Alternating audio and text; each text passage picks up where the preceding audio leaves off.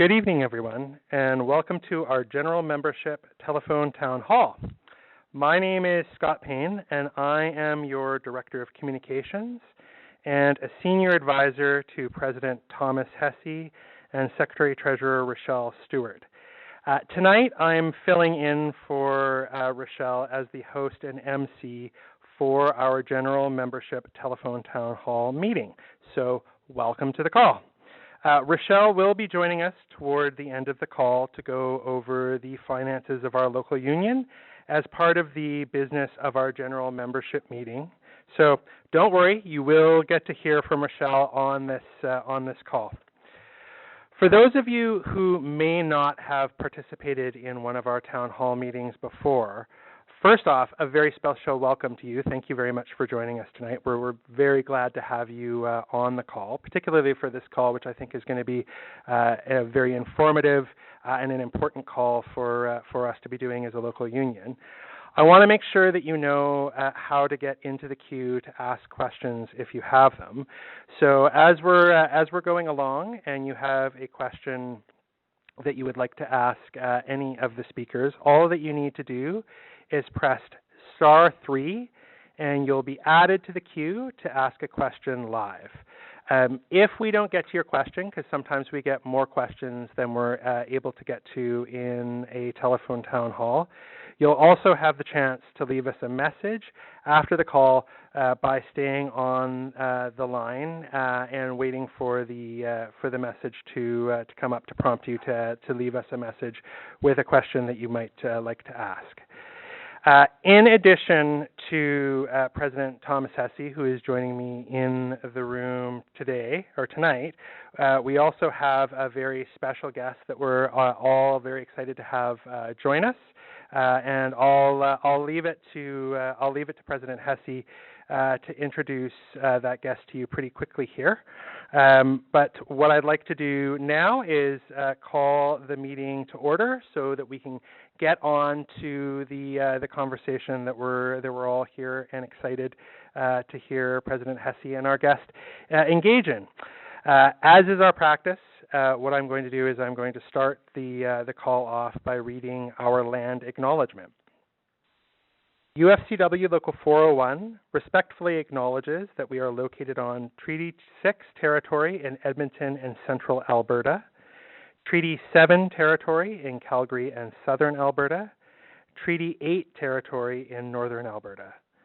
We recognize the history of oppression of First Nations, Métis, and Inuit, and all Indigenous people in their traditional lands across Turtle Island, of which Canada is a part.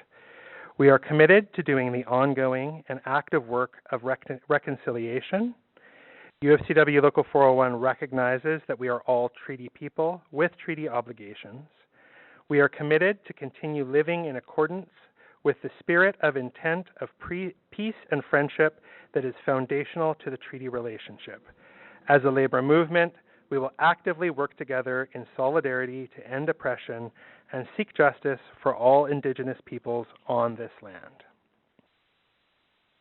So, before I hand things over to President Thomas Hesse for some comments and to introduce our special guests, once more I'd like to remind you that if you have a question either for President Hesse or for our guest, all you need to do is press *3.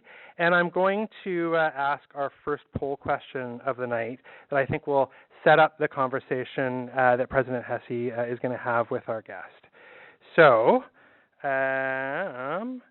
what I would like you to do is answer the question, were you aware that the National Day for Truth and Reconciliation was this past Saturday? If you were aware of that, press 1, and if you were not, press 2. So, were you aware that the National Day for Truth and Reconciliation was this past Saturday on September 30th? Press 1 for yes and 2 for no. And while we're waiting for those results to come in, why don't we hand things over to our president, Thomas Hesse?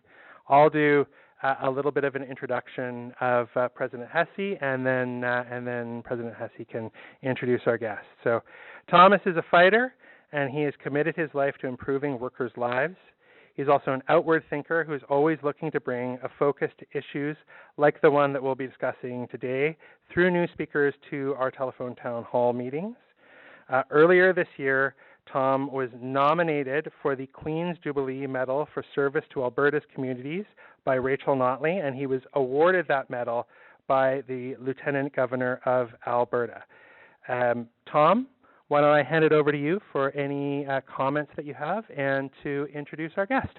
Thank you so much, Scott, and a special welcome to our members and all their friends and anyone else that might be listening or connecting with us online. I will make a few introductory remarks about the issues that we're currently facing as a union before we head into a discussion with our very special guest, Kory.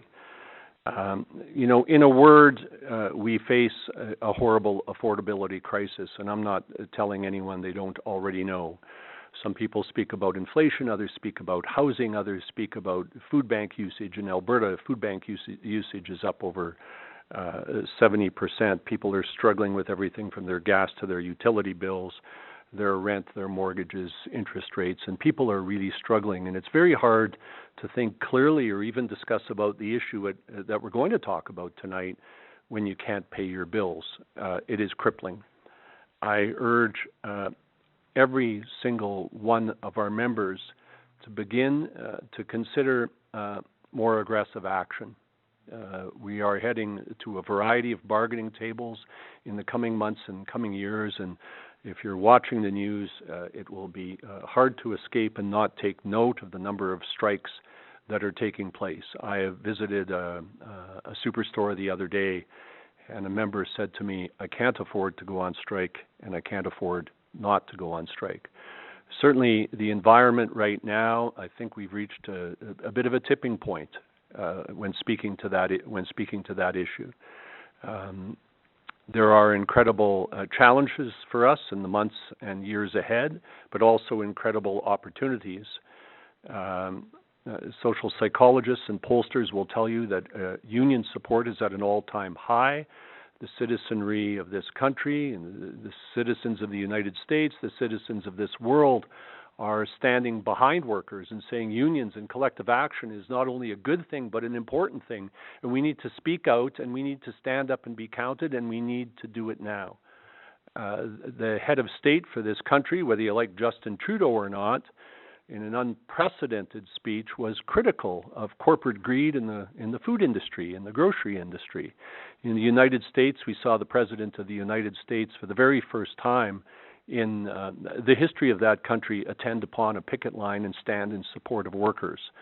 So while it is a very challenging time, it is certainly a time for opportunity for workers to seize this time and speak up and do what they have to do to ensure that we can bridge this gap, this economic challenge that we face. Government has a role to play. Grocery prices should be regulated. Additional taxes should be imposed on corporations that are making excessive profits. The Europeans are doing all sorts of interesting and positive things, and our governments at the municipal, provincial, and federal level need to do that as well. But as a movement, as a labor movement, it is a time when we need to hear the call to stand up and be counted. And so all of our collective bargaining and everything we do is rife with this theme and this energy, and again, this challenge and this opportunity. So I just wanted to underscore that. Indeed, these are very, very challenging times. But as we reflect on our union values of solidarity and we engage in protest, we file grievances, we pursue justice in this world, we are reminded of a day that just occurred, a day that was about justice. And our union works very hard at speaking both to the issues of workers, but also to the issues of citizenry. of being good people and making the world a better place. We need to fight for a better workplace and a better world. And these two matters intersect significantly. Saturday was the National Day for Truth and Reconciliation. I understand that the first day, National Day for Truth and Reconciliation, was September 30th, 2021, and it falls on the same day as Orange Shirt Day. And we're going to talk a little bit about the connection between Orange Shirt Day and the day for the National Day for Truth and Reconciliation. From a labor relations point of view, of course, we are in the business of negotiating more time off for workers, having holidays be recognized, and I suppose at a relatively simplistic level, we could speak of the National Day for Truth and Reconciliation as another holiday, another day off, and it is recognized, of course, federally, but only in the provinces currently of Prince Edward Island, in the Northwest Territories, the Yukon, Nunavut, and New Brunswick, and most recently in British Columbia. But it is not recognized in every single province, and it's certainly not recognized by law as a statutory holiday in Alberta. In terms of collective bargaining and our union's efforts to negotiate collective agreements, we have a number of collective agreements where this day is recognized in those collective agreements, both as a day that ought to be recognized and as a holiday for the purposes of the collective agreement. Certainly in our federally regulated workplaces, we see this day being recognized. Aramark at the University of Calgary, Maple Leaf in Edmonton, the Starlight Casino, the Grand Villa Casino, the Operating Engineers Trust Fund and their offices, Heaven Hill Distillery, Civio, Avis Rent-A-Car, Aramark, Bethany College Side, the Calgary Quest Children's Academy, Sobeys Forest Lawn. We were able to have this day recognized via the pursuit of a grievance. The Edmonton Convention Center at McKesson, it's recognized, but it's unpaid. So we have a bit of a patchwork or a checkerboard in terms of recognition of this day in our collective agreement. But I urge all of our members to stand behind the principle and the need to have this day recognized. We just saw a very lengthy grocery store strike in Toronto at Metro stores, and there were a number of achievements there in addition to significant wage improvements. 7,000 people, it was a smaller number than that, maybe 4,000 people went on strike in Toronto against Metro, one of Canada's three big grocery chains. We saw that one of the outcomes was the recognition, one of the achievements at collective bargaining, one of the things the workers struck for was the recognition of the National Day for Truth and Reconciliation. Interestingly as well, 20-minute coffee breaks. Our retail members, as are so many of our other members, every workplace is short-staffed and employers aren't paying attention to the increased workloads and the need for more staff. So we've seen a little bit of a breakthrough with coffee breaks and rest periods as well. In any event, this is an important topic. Again, I've commented on some of the labor relations issues, the notion of paid holidays, collective bargaining, statutory and provincial requirements, but our Indigenous people in terms of employment have almost double the rate of unemployment as the Canadian population generally. And I was very disturbed to read a quote from a gentleman that wants to run this country named Pierre Poilievre. He wrote that Canadian Aboriginals need to do more to learn the value of hard work than they need compensation for the abuse that they suffered in residential schools. And this is a phenomenon we call blaming the victim. Perhaps Pierre Poilievre should have been raised in a residential school. Historically, inferior education, of course, was offered in the cataclysmic residential school system, and there were decades of underfunding for reserve schools. It's any wonder that our Indigenous people face this incredible disadvantage. And for Pierre Poilievre to reduce this to people's failure to pull themselves up by their bootstraps, frankly, in my view, is profoundly unsympathetic. And so this is a political topic. This is a matter of debate among Canadian politicians. And as being a part of being a good citizen, we need to pay attention to what politicians are saying and say to ourselves, are they expressing our values? 72% of Canadians support the concept of reconciliation, according to a recent Angus Reid poll that I read about in the National Post. Frankly, they don't really quite know what to do, and I think I probably fall in that boat, and I think some of you probably fall in. What do I do about this? How do I understand this issue? It confuses me. I hear about day scholars and the 60s scoop. I hear phrases like every child matters, idle no more. I hear about residential schools, industrial schools, colonialism.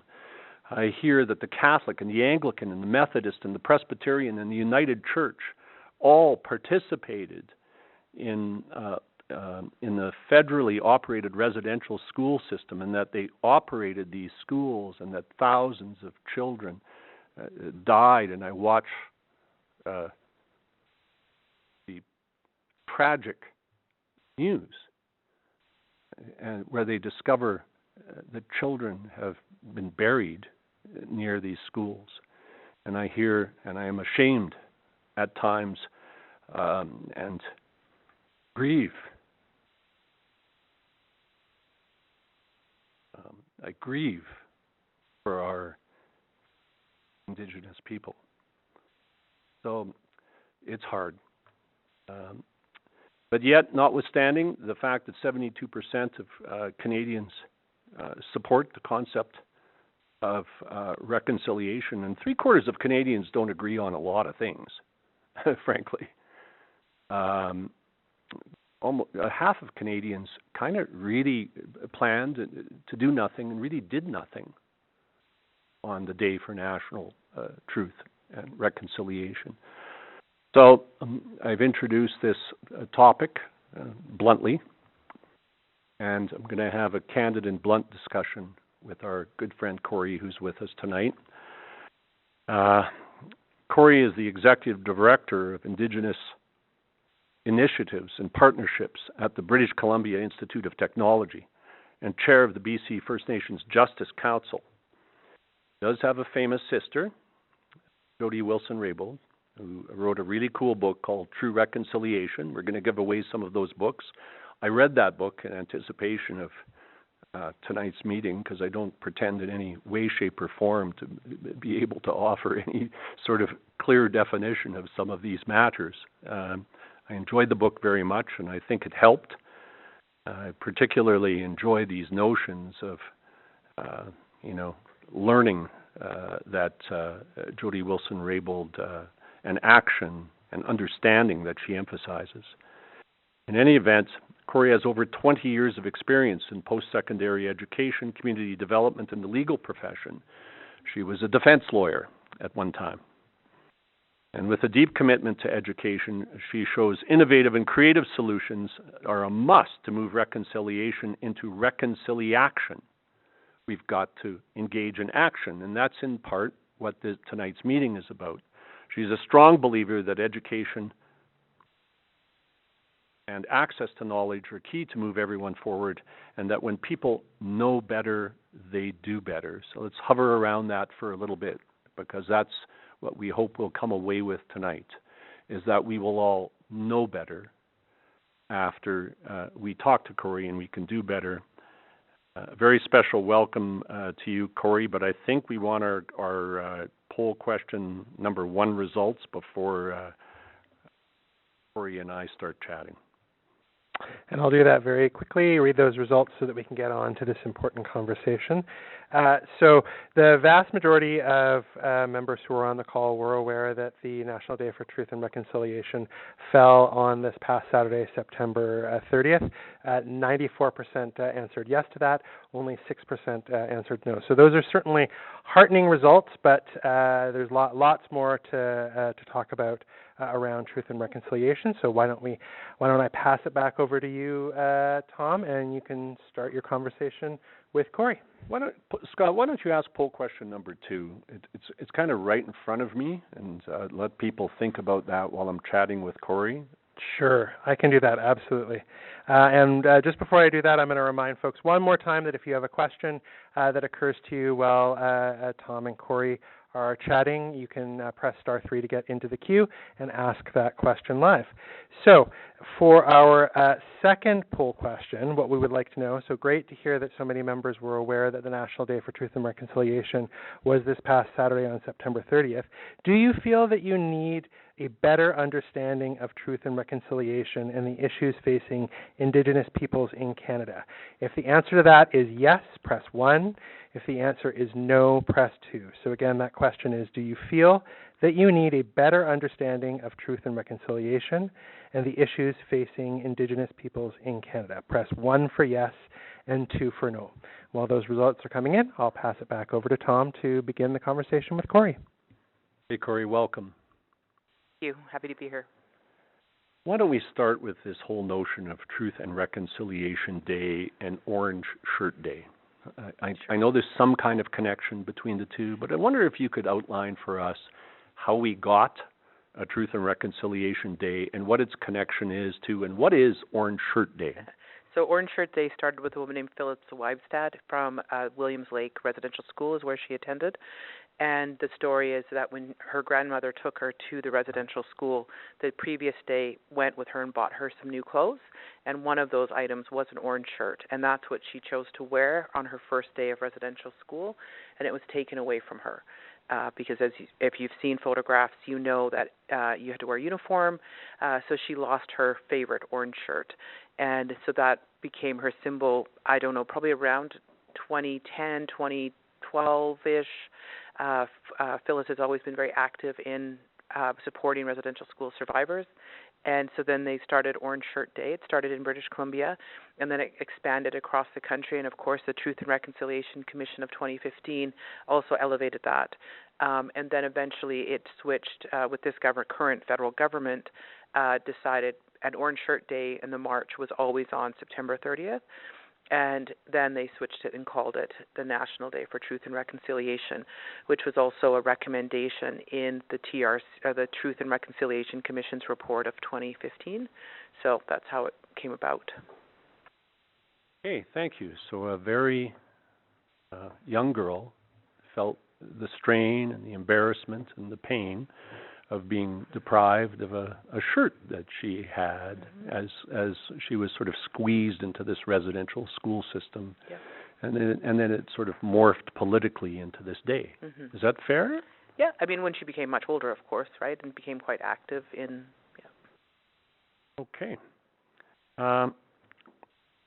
Many of our members, Canadians, workers, they hear about this notion of truth and reconciliation. In our labor movement, we like very much to speak the truth to power. That's part of being part of a social justice movement, not being shy about telling the truth, a no-nonsense approach to history. But I and many of our members, Canadians, don't feel that well-versed rather in these topics.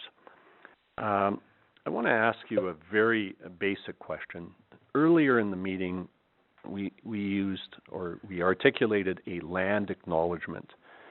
And in my career, I've seen this in recent years, but it's certainly not during the bulk of meetings that I've been to in the course of my career. And there are times when it just feels like this is just something you need to do, and it's kind of a formality. And what is the origin of the land acknowledgement? Can you tell us whether it's important? Is it just ceremony? What is its meaning, and why do we do it, and why do you think we should continue to do it?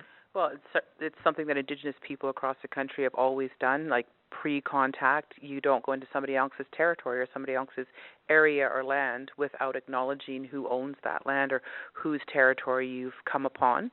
It's about respect. It's about acknowledgement. It's about understanding that you can't just go anywhere you want to go. And so that's built into our culture and into our traditions. And then it's also now, it's come to starting to acknowledge that as well, is that the land that is now Canada belonged to Indigenous people. Lock, stock, and barrel. The entire country belonged to Indigenous people. And so it's helping to get non-Indigenous people and, those that also are learning themselves to stop and pause and recognize that there was a whole history on this land prior to your arrival, prior to today. There was a whole history on this land, and I think there is some people that say it's performative, but the reality is you never know when a performative action will turn into an action. And I often liken performative actions or tokenism to a door. Your door to your house has a deadbolt and a door handle lock. And then in order to open that, so the land acknowledgement or a performative action may unlock the deadbolt. It's not going to open the door. It's not going to unlock the lock on the door handle. It's not going to twist the doorknob or even perhaps push the door open, but it starts the process. And really what I think people really need to stop and think about is not think about it as just a land acknowledgement and acknowledging the history that went on in this land before contact. And then still exists. I'm still here. I'm Kwakwaka'wakw. I still exist. So my people still exist on this land, on this territory. But for all of us to pause and be grateful that we've gathered here today. We've gathered here today on this beautiful land, on this beautiful territory that we recognize that came from Indigenous people, and pause and reflect that it's good to be here together, and that it's about we just never simply stop and pause and think about and give gratitude to being present at whatever event it is or whatever activity you're doing or whatever workplace you're at. And I think that's what it's about. And, getting into this whole, it's performative if you just read it off the script all the time. How do you make it your own? You can start there's lots of ways to try to make it your own and talk about not only how you're acknowledging, but how you came to that space that day, right? So it's about people making it their own. Thank you. I mean, I love the explanation, the notion of respect, the beauty of gratitude. You use this word performative, and so I think what you mean is that some people, it's just they're going through the motions like a performance. Mm-hmm. Is that what you mean? Tokenism, yeah. Tokenism. Now, let me play devil's advocate. I was in a restaurant the other day reading Kory Wilson-Raybould's book, True Reconciliation, and the waiter decided to make some editorial remarks about this matter. And, his view basically is that, this is all just overdone. That Indigenous people are less than 5% of the population. We don't need any other national holidays. Why are we having these land acknowledgements? Why can't our Indigenous people just get over it? Why do I have to feel guilty about something that happened hundreds of years ago? You went on for, quite a while, as you might imagine, and I tried to, maintain my composure. It might have been reflected in his tip. Yeah. But, this isn't the first time people say this. These phrases are oft uttered. Mm-hmm. And I wonder, how do we answer those individuals? How do we cope with them in a respectful way so it just doesn't turn into more hostility? Is there a way we can deal with those very aggressive, angry individuals who seem to have a lot of resentment in a positive way? I mean, I love your phrases, respect and the beauty of gratitude. How would you approach someone like that? I didn't know what to say. I would just say welcome to my life. Sadly it's a daily occurrence. So whether perhaps when I'm not in my house, doesn't happen. That doesn't mean I don't get emails from people and things like that. I mean, the reality is as human beings, as Canadians, there's this need to see and categorize others and to not accept differences and there's also this notion that there's this pie, and if we give this piece, a larger piece of the pie to Indigenous people, that somehow mine is going to be less. That's foolish, right? Because you guys are union people, right? So if your union members get paid more, they're going to work more, make more profits for the store. Like, everybody's intricately entwined. We're all in this planet together. And so we need to understand that there is no pie. And if Indigenous people, who currently are now 5% of the Canadian population, we're the fastest growing population in the country. By 2032, we're going to be 7 to 8% of the Canadian population. So we can continue with things as they are now, which means that Indigenous people are at the negative end of every socioeconomic indicator.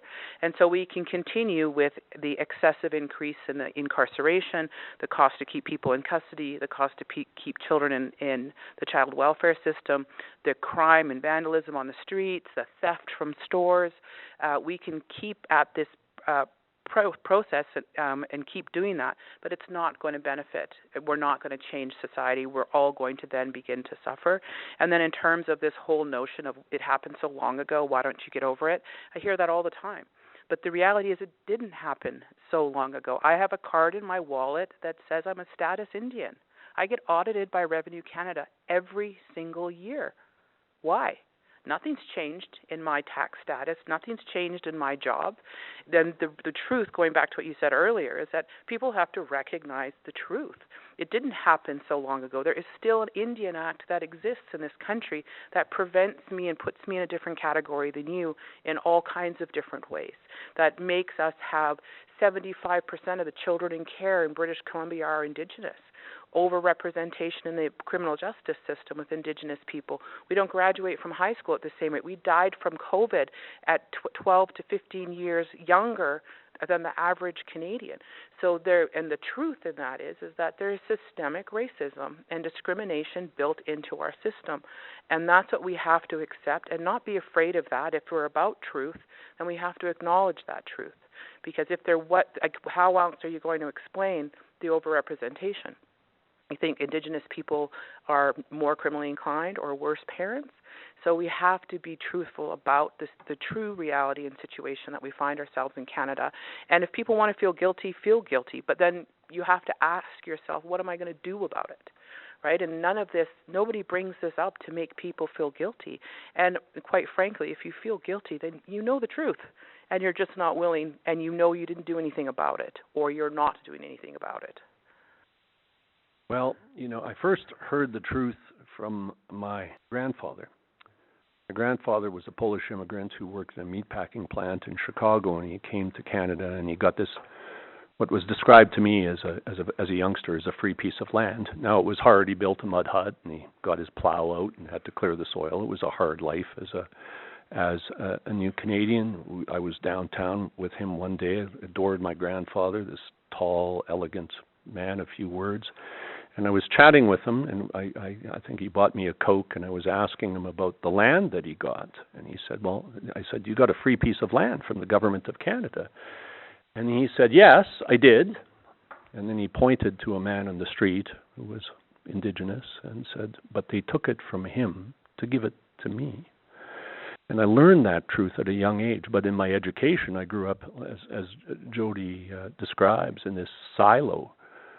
In this sort of this distorted education about how these nice people arrived in Canada and they civilized our country, and and we became this beautiful, noble place that cared about people, and the RCMP were these really cool guys in these red suits just there to protect us. But in recent years, I've had to confront, as so many Canadians do, the harshness, this other side of Canadian history that, part of me, of course, doesn't want to accept. And so when you talked about the land acknowledgement, I can't remember the exact comment you made, but what you were, I think, saying is that we have to acknowledge that we were on someone else's land. It all belonged to the Indigenous people, and frankly, we took it from them. And and in that context, I hear this term colonialism. So I'm wondering if you could expand. This is one of the terms that I hear on the news and bantered about, and I'm wondering if you could explain this notion of colonialism, vis-a-vis the comments I just made and the comments you made earlier. What, as an average Canadian, what do we take from the concept of colonialism? What is really being said when we use that word? Well, I think the whole basic definition of colonialism is a group of people moving to a new geographical area and taking over. So that's the basic definition. And of course, we have the French and English that have come to Canada, took over, as you said, and started to create these societies. And in their words, a better, greater society. Thank goodness they arrived to help advance, if you want, Indigenous people. But colonization at its premise, at its core, is about a group of people thinking they're better than another group of people.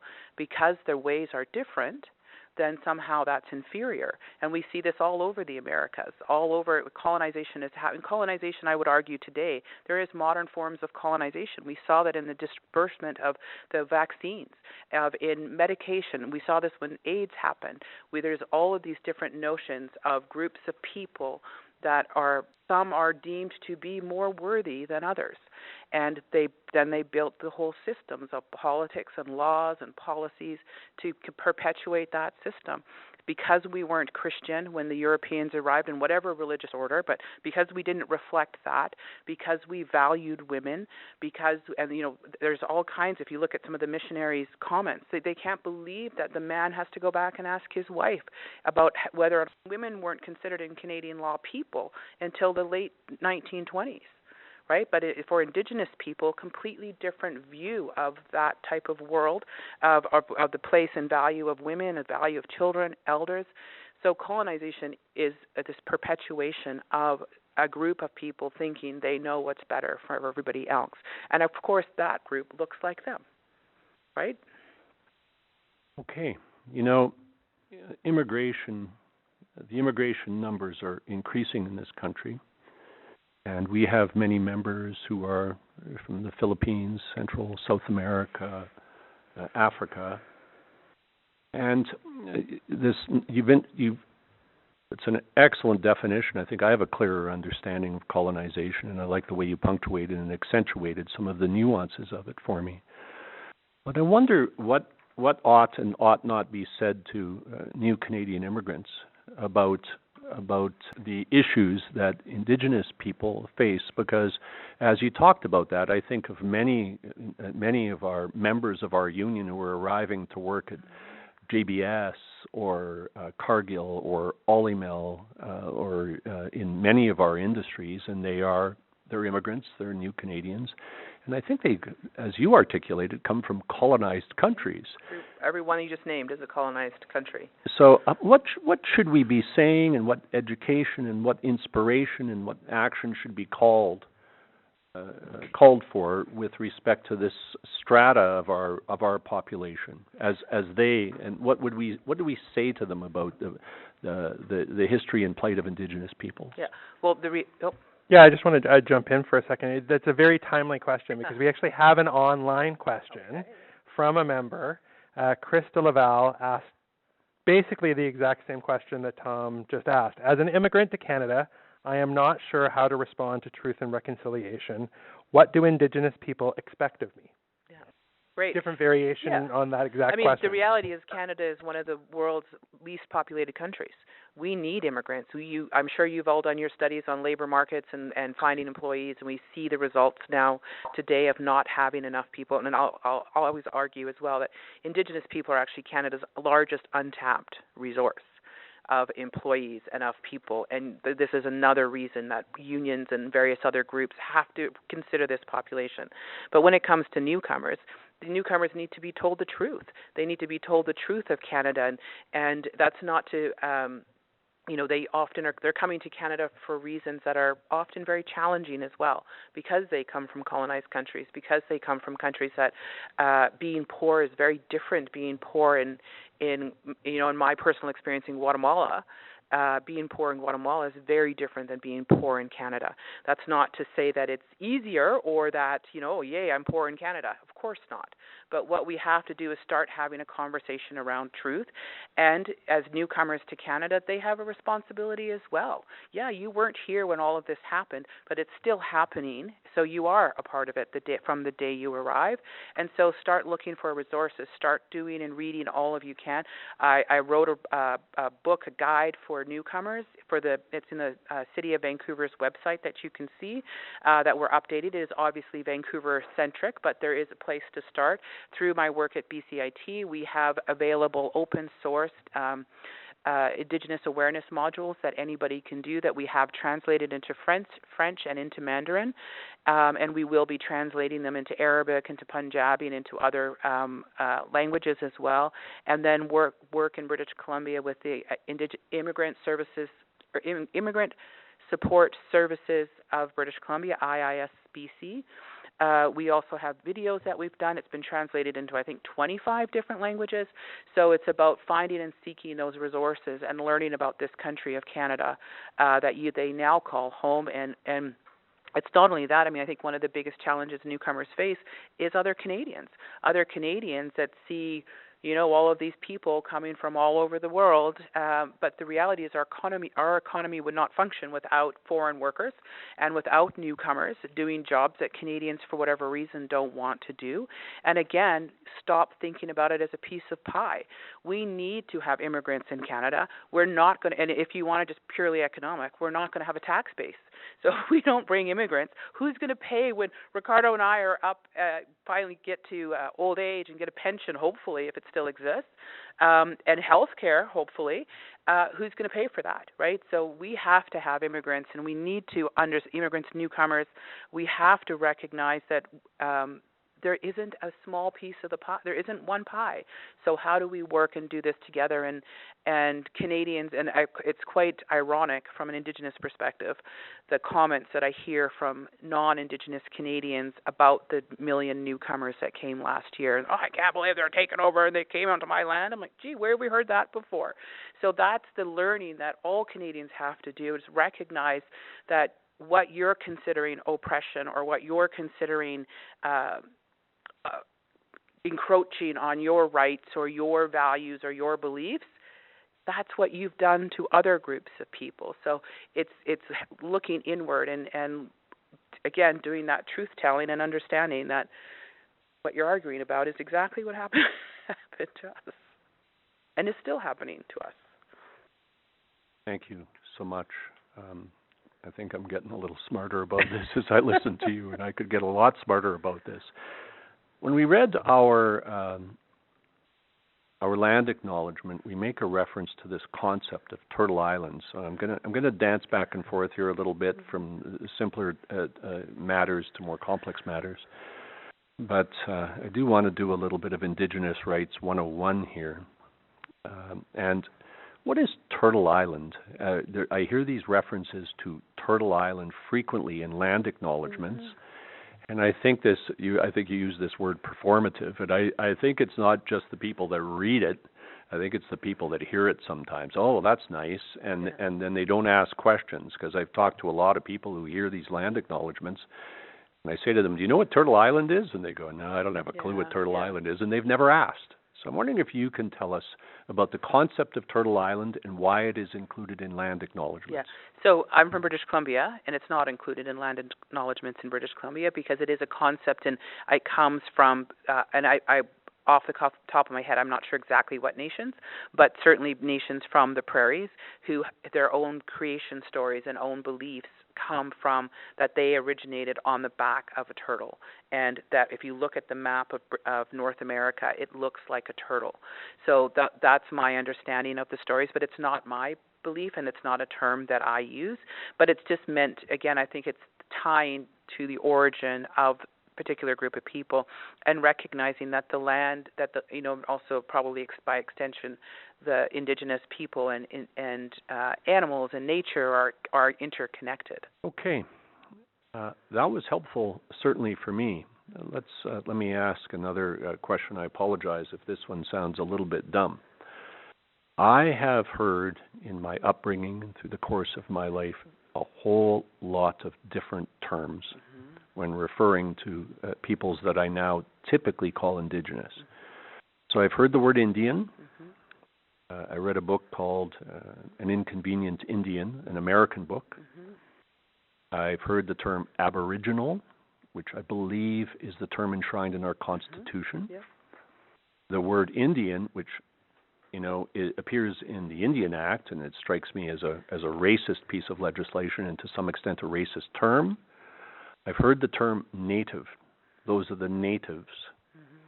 I've heard the term First Nations. I've heard Inuit, Eskimo. In South America, I've heard this.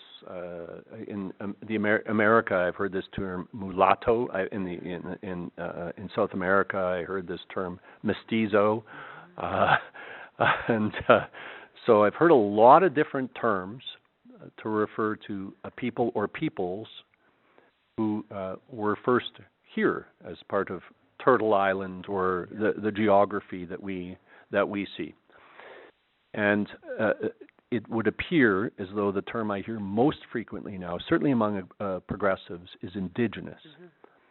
And so I guess I would ask you, is there a right or a wrong term? Is it contextual? And how should we approach this?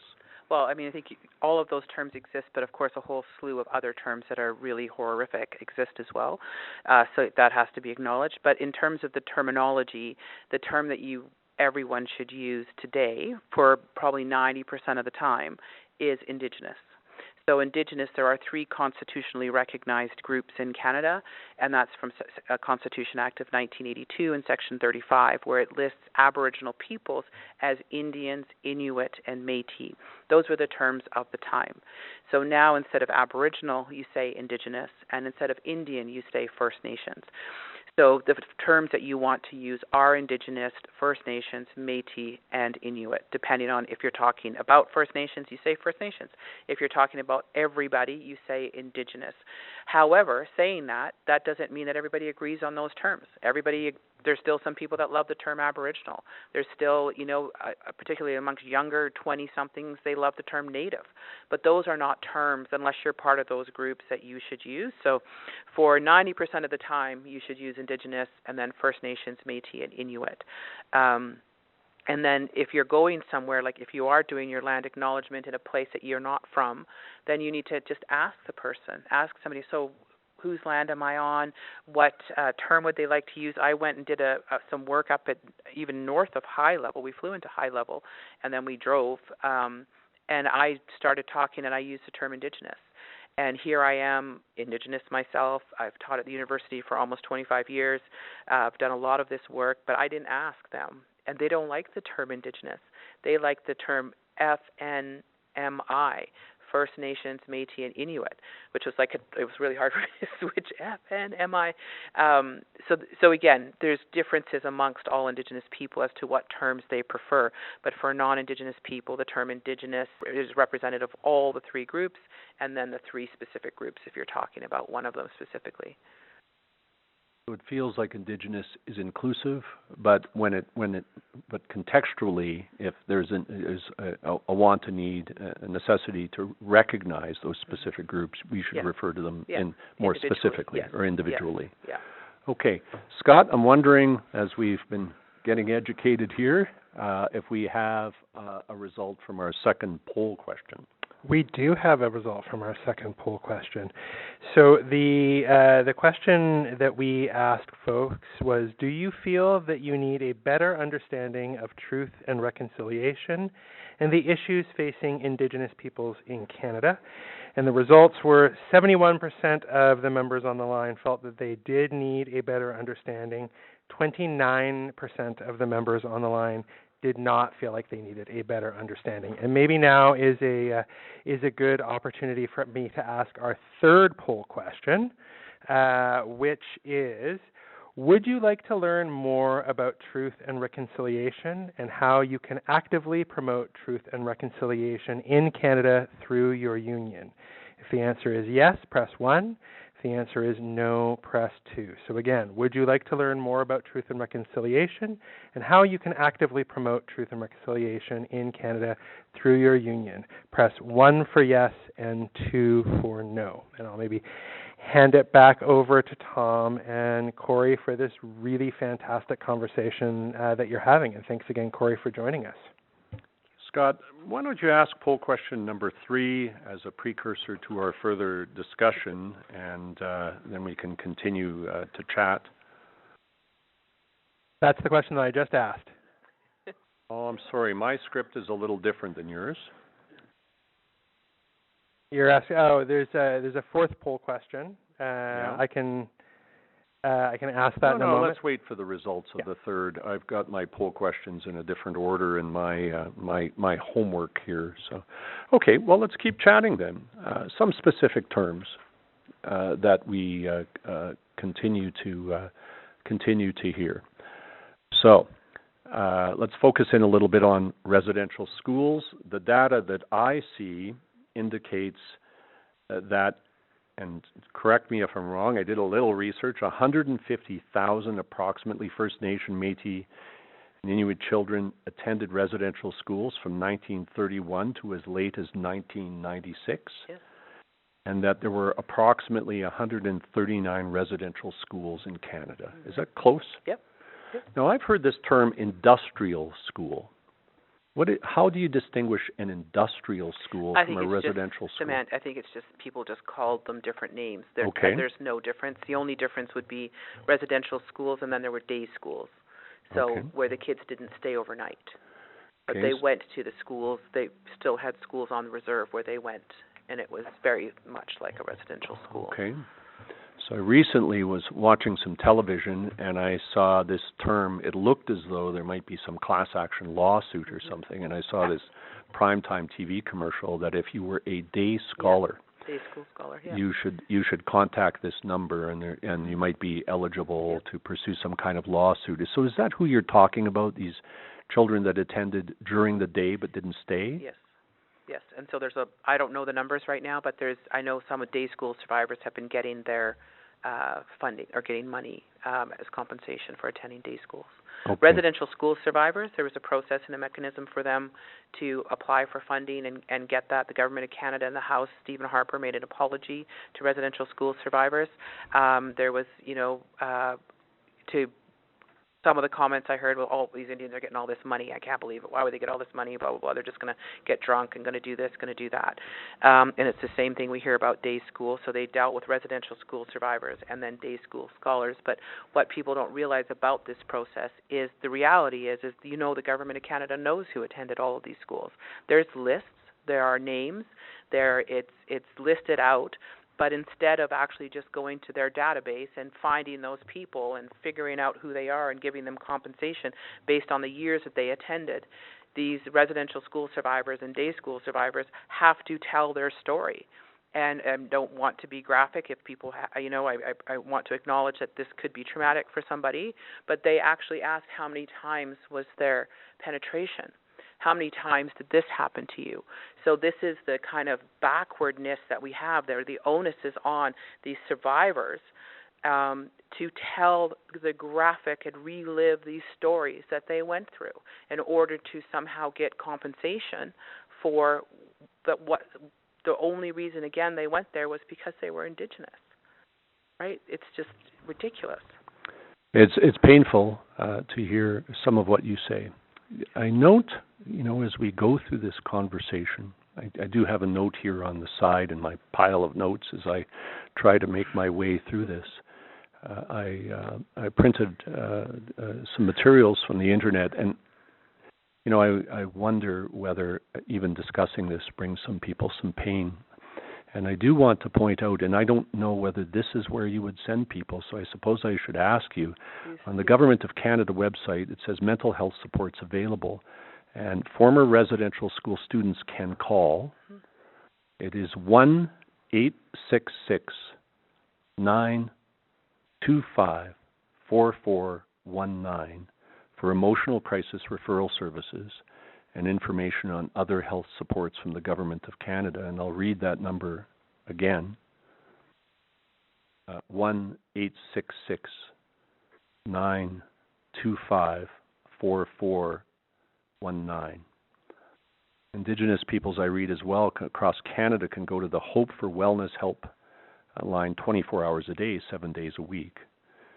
And that help line is 1-855-242-3310. That's 1-855-242-3310. Or connect to the online chat on this government website. So I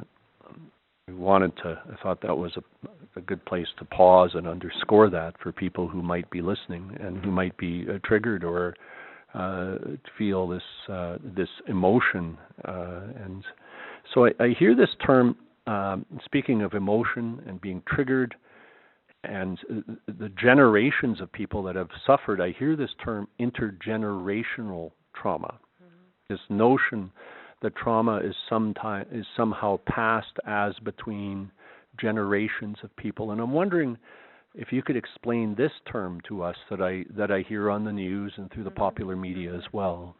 Yeah, well, I think all of us have experienced probably some kind of trauma or have family members or parents or grandparents that have suffered, but in terms of Indigenous people, intergenerational trauma is, for example, your parents went to residential school, then they were never parented as a child. They weren't shown love. They weren't shown support.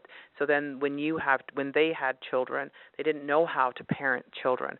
So this cycle of dysfunction, and it's not just one cycle. There's many different cycles of dysfunction that get passed down to generation after generation, because when people know better, they do better. But if your parents have never been shown love, how are you going to know to love your children? And also how are you going to receive love if you've been abused? You don't want somebody to hug you. You don't want somebody to touch you. Or if there's a loud noise, it triggers a whole bunch of things.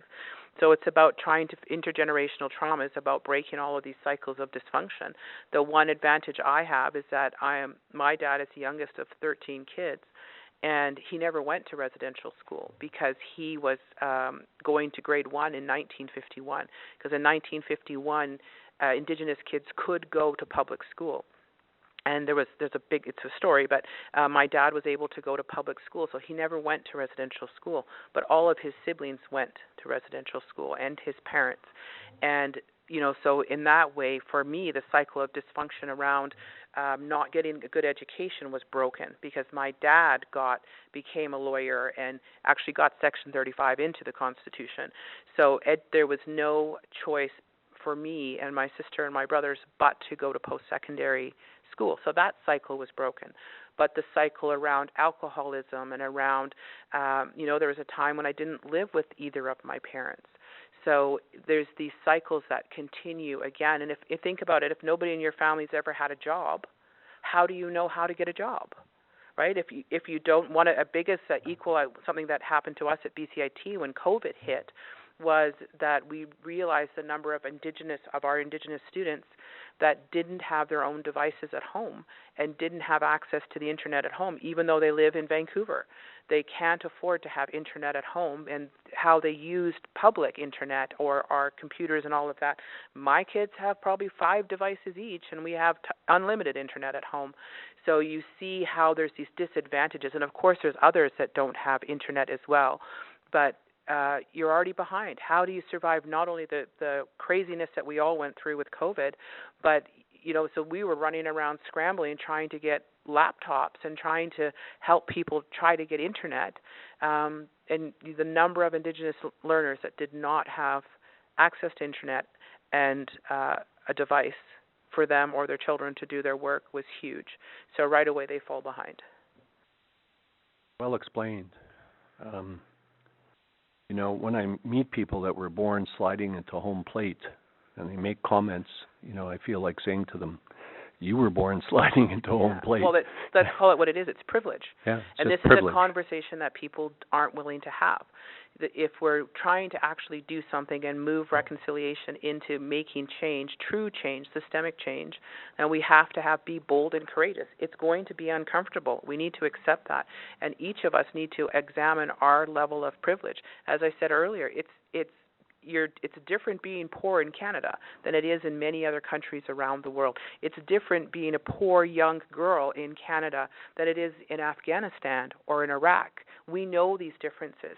So we all have to recognize it and do our own self-work and examine our privilege. And it's not enough to tell me, because people will always argue with me about this, well, I worked hard to get where I am. Of course you worked hard to get where you did, but you didn't also carry the trauma of, one, being a girl. We haven't achieved parity yet in Canada for women, so still being a girl, and let alone being non-binary or whichever, is also still a huge challenge. And then being Indigenous and carrying all of that type of stuff, right, it's not about being able to work hard. So if all of us have worked hard to get where we are, but that doesn't mean we don't have privilege. And also, just because you grew up poor doesn't mean you don't have privilege. Because again, being poor in Canada is very different. And we have to recognize that privilege and then ask ourselves, how do I extend that privilege to other people? That doesn't mean you're less. I mean, privilege is an advantage that you've been given, that you have just simply because of being born at third base versus being born at first base, right? So it's that, and that's okay. So figure out, how did you get from first base to home plate, and how can you help others do that? And acknowledge that privilege that you have. It's not about being able to, and I hear this comment all the time, well, if they just worked, and I think you said earlier, if they just worked hard, everything would be fine. Or what you said, the Polyev comment, right? If they just worked hard and learned the value of hard work, how hard do you think it is being an Indigenous woman in this country when every day something happens? How hard do you think it is being black in this country? Being from these other, where you have to carry this every single day. So you want to talk about what's hard, but then you're expected to also get an education. You're expected to engage in conversations. You're expected to be positive. You're expected to address racism. You're expected to be a role model. And then you get it from both sides of your community, right? From the non-Indigenous community and then from your own community. And how hard is that? Right? So when we have to really start talking about privilege and recognizing the privilege that you have and not be afraid of it, and the biases that you have, and understand the difference between equity and equality as well. The phrase is true reconciliation. It's truth and reconciliation. Yeah. If we don't confront our own privilege, we all have a measure of it, as you identify.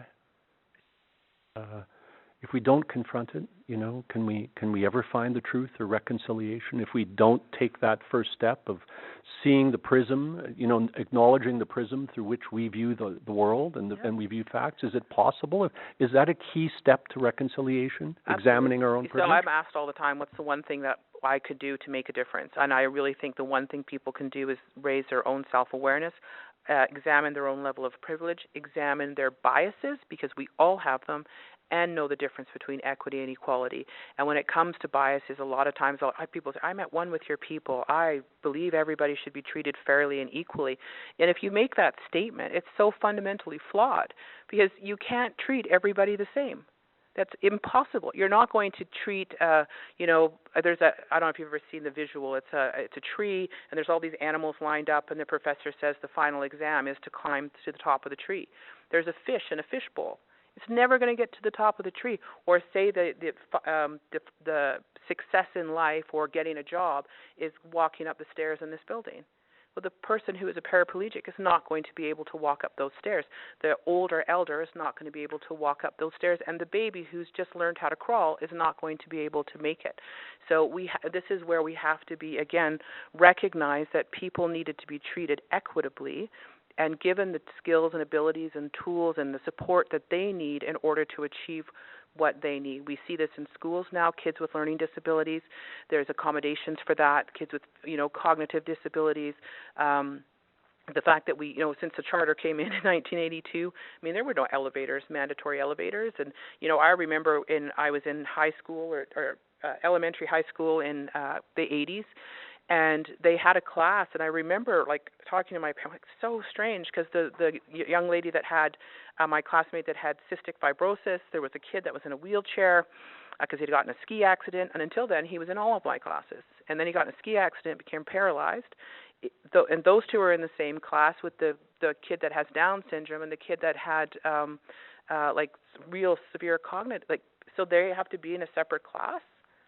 Like, so it's moving beyond and recognizing that everybody has their own skills and abilities and has their own, if for lack of a better word, I guess, we always say the Creator gave everybody a skill, but they didn't give you all the skills.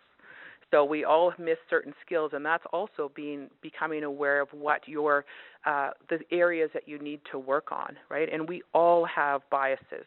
People will often say, "Oh, I don't have biases." But the fact is I will always choose my children over your children. That is a bias, right? And so we can't weed out these biases, and there's so many studies around biases, and it just comes back, evolutionary flight and fight mechanisms, all of that type of stuff. But what we can do is become aware of them and put up policies and procedures, or, at BCIT, I encourage everybody to write the word ideas on their monitor, because every time you make a decision, go through your ideas lens. And ideas can stand for Indigenous or inclusion, diversity, equity, access. And access is access, but also making sure it's accessible. And then S is sustainability. So trying to be aware, okay, so is this going to help others, or how am I preventing my bias? And it's, again, the more you know yourself and the more honest you are with yourself about your skills and abilities or lack thereof, then the better human being you're going to be. And there's always going to be people better than you at something, and you're going to be better than others at something. But how do we galvanize and all maximize our skills and abilities to work in the same direction? Because if my children don't succeed, your children are not going to succeed. So what are we going to do? We need to figure out how to do this together.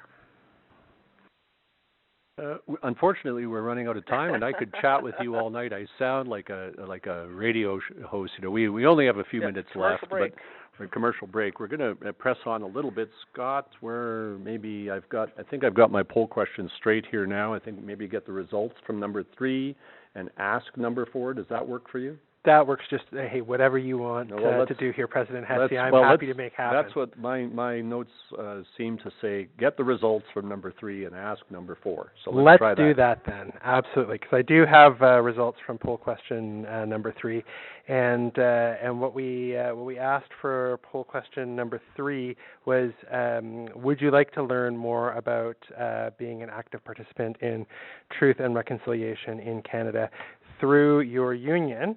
And 76% of our members on the line said yes, that's something that they would like to learn more about being active on through their union, and 24% felt like they had all the information that they needed in order to be active participants in Truth and Reconciliation. So 76% yes, 24% felt like they had all the information that they needed.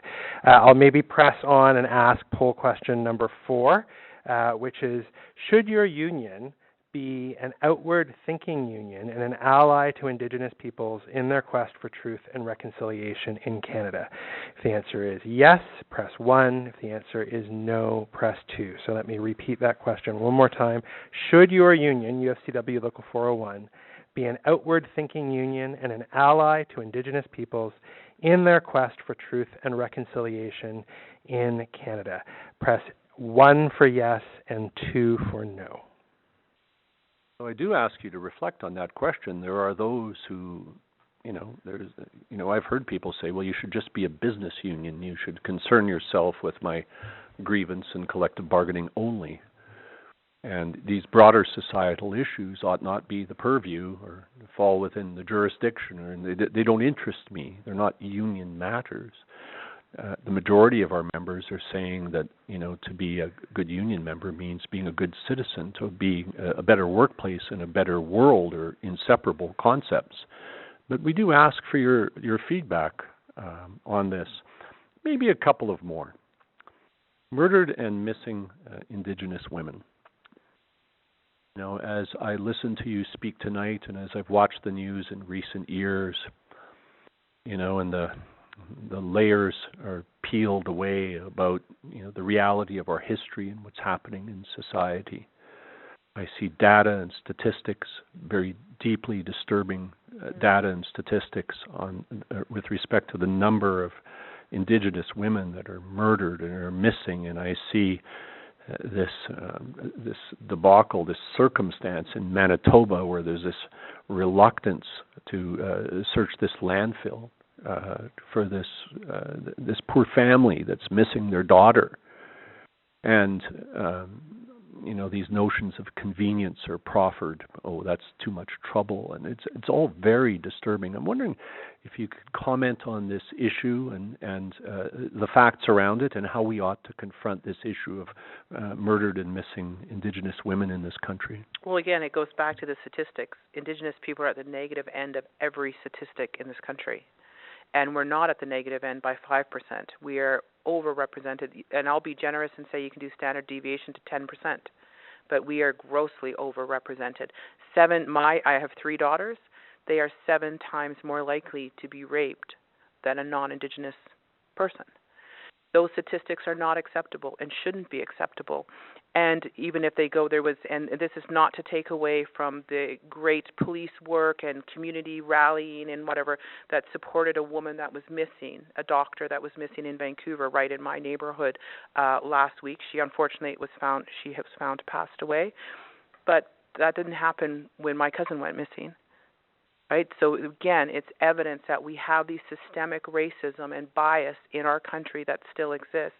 And when it comes to murdered and missing Indigenous, there's no, it's just unbelievable that 20, and some people say it's their, they're here for us and they're fighting for us and they're doing all of these things, but the statistics don't lie. And women are overrepresented in everything, Indigenous women particularly. And when it comes to how do we resolve this, it's, again, how do we all, and again, not everybody's going to be a lawyer and go out and be the chair of the First Nations Justice Council like I am. But what are you doing to make sure that the women and girls in your life, Indigenous or otherwise, feel safe? Because we know that women face incredible challenges being women and how men behave towards women or others behave towards women. So that's how you can start helping this, right? And raising your sons, and you're not standing by. And you use the term ally in your question, and though I appreciate the understanding, and that could be the first step for somebody to be an ally, but I don't want any allies because I don't need more people standing beside me. What I need is to be able to pass off some of the work and some of the burden to an accomplice. And I need an accomplice to help me do this. And every Canadian has to do their part. And again, whether that's specifically that they're going to do working for Indigenous people directly, or they're just going to raise respectful children that understand the history of Indigenous people in Canada and understand that they have a role to play in making Canada a better, stronger society, that is still going to make a difference. And it's just, enough is enough. We've got to do something different because it's not getting any better. All right, a couple of more.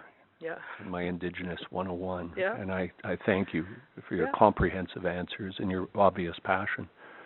The 60s scoop. Mm-hmm. I'm pretty sure I went to a place called St. Joseph's Elementary School in the inner city in Regina in that time frame. I'm pretty sure I experienced this firsthand. Could you tell us what the 60s scoop was and its impact on the Indigenous community? Well, instead of those children going to residential schools, they were taken from their parents right at birth because they were viewed to be their Indigenous parents, and therefore they can't raise their own children. They used all kinds of a whole pile of arguments that we'd have to talk about it another time, but reasons to justify doing this. And that idea, but it all stems from colonization and comes from the notion that the state thought they knew what was best for these Indigenous children, and the best thing for them was to take them from their parents and put them in the homes of non-Indigenous people. And they actually had their photos in newspapers. So you could open up your newspaper and there's a list of Indigenous kids, and you could pick one Call the number, and you could get that child. And this still happens today. You have to know this still happens today. So there is in Manitoba, a couple of years ago anyways, the numbers were 85 to 90% of the children in care in Manitoba are Indigenous. How does that happen? You can't tell me Indigenous people are just that horrible of a parent that happens. And this is the other thing that we have to keep in mind, too, that there isn't one reason for this. Everything is tied up together. And, my work with the Justice Council, when they talk a lot about offenders and how do we help and support the offenders. One of the easiest ways to help and support the offenders is to remember that 99% of them are victims. Right? People don't, and nobody grows up, I want to be in the criminal justice system. Nobody. Circumstances lead them to that. Social determinants lead them to that. Not having poor health, not having an education. The only time in Canada that I've ever seen growing adults that don't know how to read was when I was interviewing clients that were incarcerated. So they have diagnosed, undiagnosed learning disabilities and or diagnosed, undiagnosed mental health issues. And they don't have the supports, and this is where people have to recognize their privilege. If nobody in your family's had a job, how do you know how to get a job? If nobody in your family's, you've never seen a model of a healthy relationship, how are you going to do that? And so when it comes to all of these statistics and all of these challenges that we have, we need to ask ourselves, how do we change this? Because, again, acknowledging the truth, starting at the truth of the systemic racism and bias and discrimination. And I don't know what your union rate, do you have 5% Indigenous population in your union, right? So if you do, or not yet? It's probably around that figure. So then you want to figure out how did that, because that's fantastic if that's the case. But what about the other groups? We need to figure out and then ask ourselves. And one of the things to do is every time you walk into a room, look around that room. If everybody looks like you, then there's a problem. Right? You need to figure that out, because diversity does lead to innovation and leads to creativity and leads to, for some, their priority is profitability. Like profitability comes from innovation, which comes from diversity. So and there's people, I don't care about those Indians, it's fine, it's not a big deal. I'm this kind of CEO of X company X. I don't need to worry myself about that. But the reality is you do, because what we're seeing in society now is that people are making decisions, whether that's which university they go to or which company they choose to work for. They're making decisions and they're asking, can I see your EDI policy? Can I see your policy on, will you honor September 30th as a statutory holiday? The young people are particularly aware of these differences. And if you're in a province like British Columbia, and I acknowledge a bit of difference between Alberta and British Columbia, but our government passed what's called DRIPA, the Declaration of the Rights of Indigenous Peoples Act.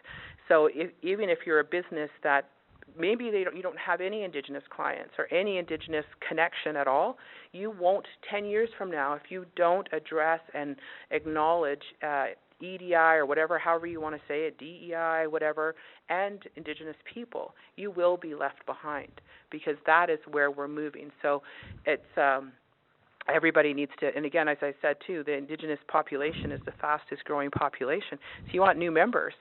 Where do you find them? And I had this conversation with a bank a credit union, and of course not of course, I shouldn't have said that, but it was all white males.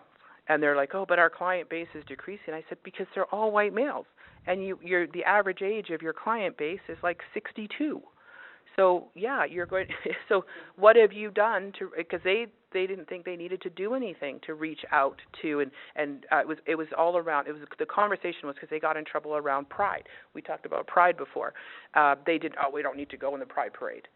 Well, you have to do these things, and I admit some people may not truly believe it in their heart yet, or may not do it, but again, start with doing it because it's the right thing to do. So you're not going to have, we all have to figure out how to support everybody and provide access for everybody and include everybody. Diversity is a reality, but inclusion has to be the choice.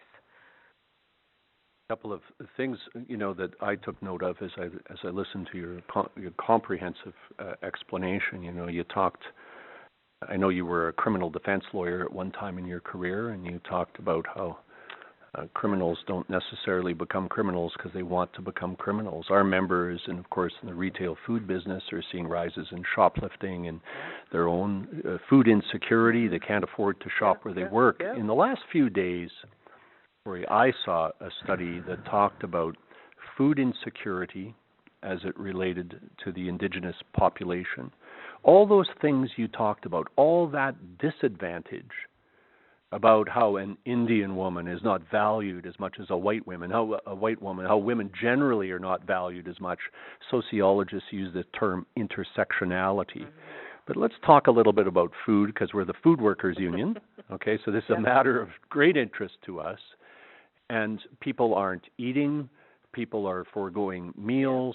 The head of state, Justin Trudeau, is talking about the greed of grocery companies. And what the study I saw is this is disproportionately, and talked about the pandemic, this is disproportionately hurting people who are already disadvantaged.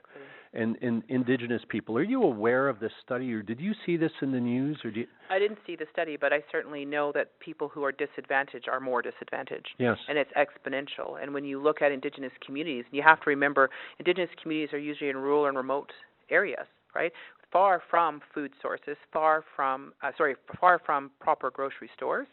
And then also our traditional ways of hunting and gathering have also been destroyed because of pollution, or because of, you're not allowed to hunt off the reserves, or the Crown land laws, or like all of these different types of things that lead to Indigenous people not being able to support themselves in terms of food the way that we used to be able to. The low salmon returns in British Columbia. I was out in the mountains for the last 2 days. We only saw like 3 deer. And the person I was with, he didn't understand why, because he normally would see way more than that, right? And that's a food source for Indigenous people. But when it comes to grocery stores, and they're in rural and remote communities, we know the prices are significantly higher. All you have to do is look at the price of a ham in Nunavut. It's $239, I believe, for like a small little ham. And food obviously is a necessity, is an essential service for all of us. And let's not get into it, because I know it was challenging for your members particularly, and my hands go up to them because they were the ones that were in the stores and that were giving people food and toilet paper and all of that type of stuff, and were working through the pandemic when there was so much uncertainty and scary and, fear and all of that. But again, it's they're fundamental things, and I think this is something that all Canadians have to ask themselves. I'm a very privileged Canadian. And I do call myself a Canadian. I have traveled the world, and I'm very grateful for my Canadian passport. I am Kwakwaka'wakw first, and I'm very proud to be Kwakwaka'wakw, but I am a very privileged Canadian, let alone a very privileged Indigenous Canadian. And so I have to, and I think I do it by my work and all of the stuff that I do, but each of us has to ask ourselves, how much do we need? How much do we need, and how much can I give and share? Because there is enough food in the world to feed everybody, but it's a distribution problem, and it's a choice. We don't need to get into talking about big corporation owners and food people and things like that, because the reality is there is enough food in the world to feed everybody in the world, but we're choosing not to do that, and that's something that we need to look at. And certainly I know that's what unions do, looking out for their members and all of that, but we need to ask ourselves, what can we do? How can we help others? How can we share? And we talk a lot about connecting your head to your heart, but then you have to connect your head to your heart, and then connect it to both of your hands, where it means you help and you give. We have a question. No longer on the line, but I'll ask the question nonetheless. Actually, what I'm going to do at the end, we only have 5 minutes. Let's go to I don't want to treat this like a game show, but let's do the short, snappy section, okay, for 10 points each, or however this is done.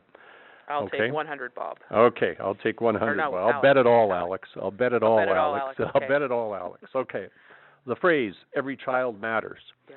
Okay, we've heard Black Lives Matter. We've heard these phrases. What is its origin, and what does it mean? Every child matters. I see that on orange shirts all the time. Yeah, that came from the discovery of the bodies at the residential school in Kamloops, and then when those 215 children were recovered, because we knew they were there, that became the slogan. Okay, 100 points. Mm-hmm. All right. Protest. As union people, we go on strike. We withdraw labor. We engage in protest. We believe that that's an important and a meaningful right and should be a protected right in society to make change. Mm-hmm. And I've certainly seen the Indigenous population engage in protest.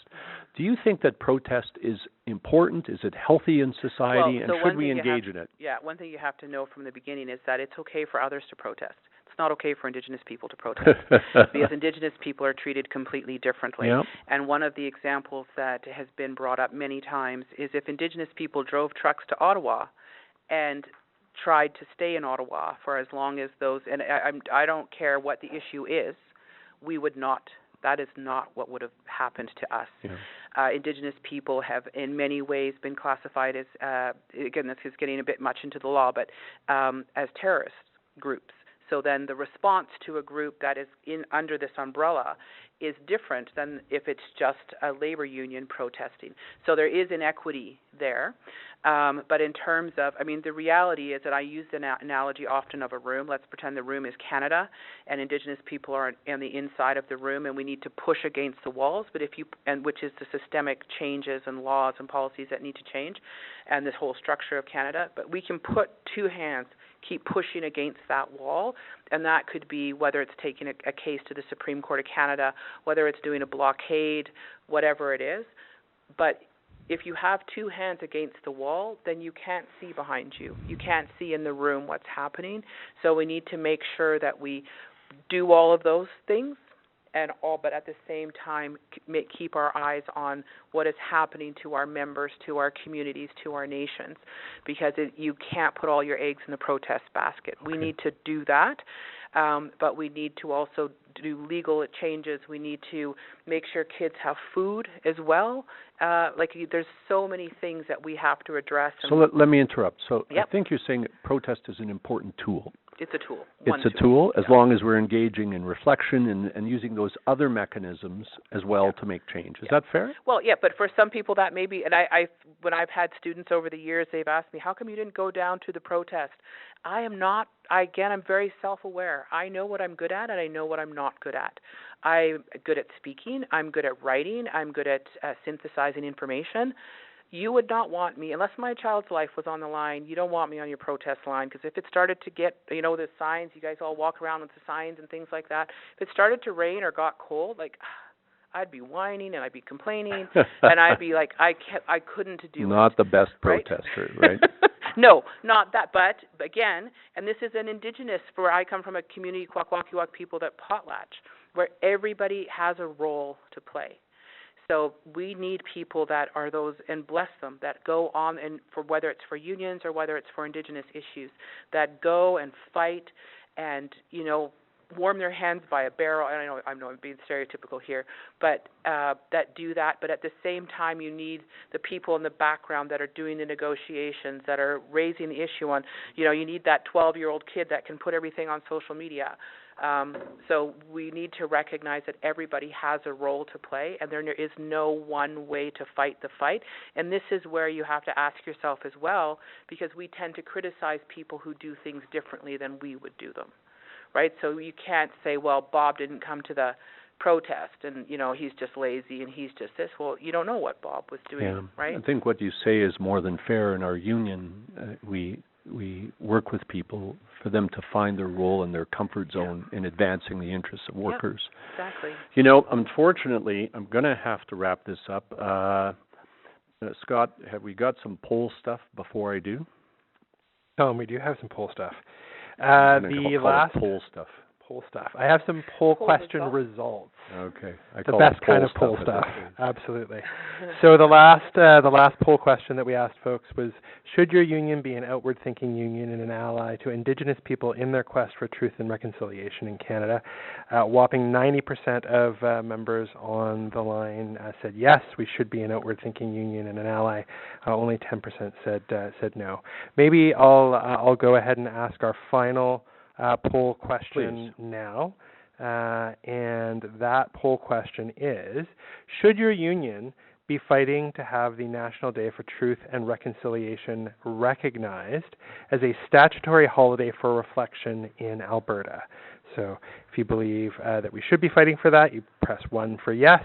And if you don't believe we should be fighting for that, press 2 for no. So should your union be a fighting union to have ensuring that the National Day for Truth and Reconciliation is recognized as a statutory holiday here in Alberta? Press 1 for yes and 2 for no. Kory, I can't tell you what a pleasure it's been to have you, and to get to know you a little bit. We get to spend a little bit of time together breaking some bread before this. It's the first time I've met you. We are so grateful. And,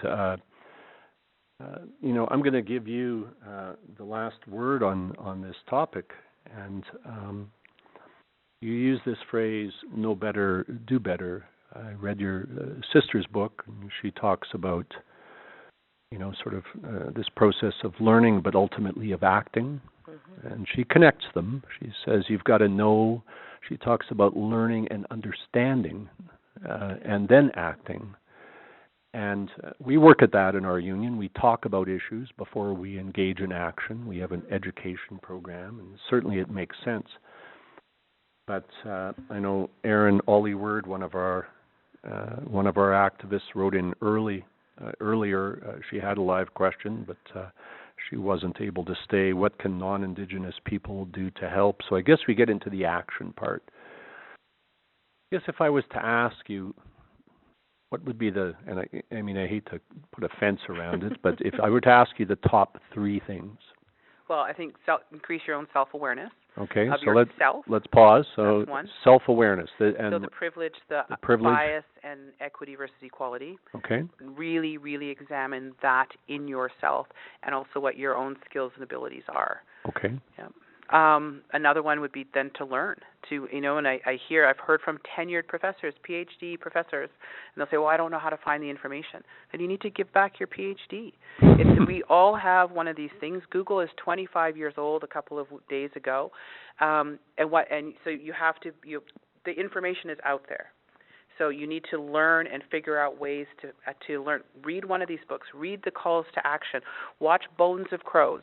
Watch Reservation Dogs. Find something that is in your comfort level. Those are cool movies, level. Right? Yeah. Bones of Crows, yeah. There's something that's within your comfort level, and learn. And in British Columbia particularly, I don't know about Alberta, but ask your kids. The kids are learning stuff in schools now, right? So you need to be bold and courageous and know that you are going to make a mistake in the work that you're doing or what you try to do, but it's what you do afterwards. If you make a mistake, you apologize for it, and how can I do better? So being bold and courageous. And then I guess for the final thing is to know that everybody has a role to play in reconciliation. And you mentioned intersectionality before. The reality is we are all interdependent and interconnected. We like to think we're not. We like to think we're above the meth head or the crack addict that's on the street, that's living on the street. We like to think we're somehow better than that person.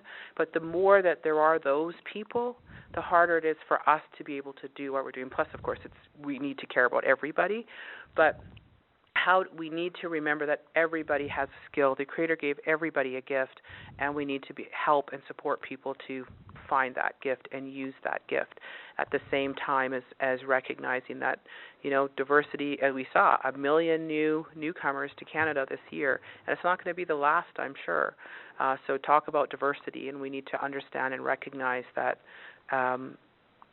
from diversity comes inclusion, comes innovation.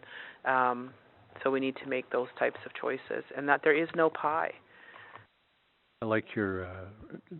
I put a little note in my head when you talked about the word ally as opposed to accomplice. Yeah.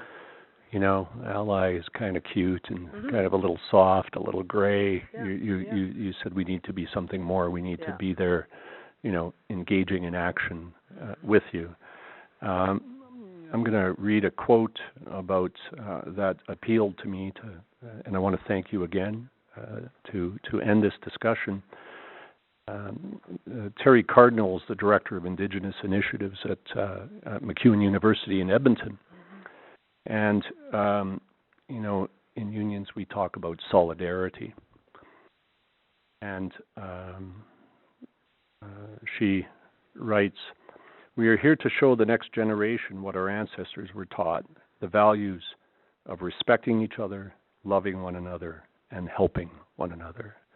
And so we'll leave it, I think, and that was one of the themes I heard from you. And so we'll leave that discussion tonight with that. We're way over time, but I kind of don't care. I don't think we could devote as much attention as we ever could to this topic. Sincerely and from the bottom of my heart, thank you. Thank you. And thank you all for your patience as we move into our more traditional union business. And thank you for coming all the way from British Columbia to chat with us. Actually, a shout out to our good brother Ricardo. Ricardo was on the Governor General's tour with Kory, and he said she'd be great at this. And indeed, you did not disappoint, and neither did you, Ricardo. So thank you, Ricardo, for helping to facilitate this.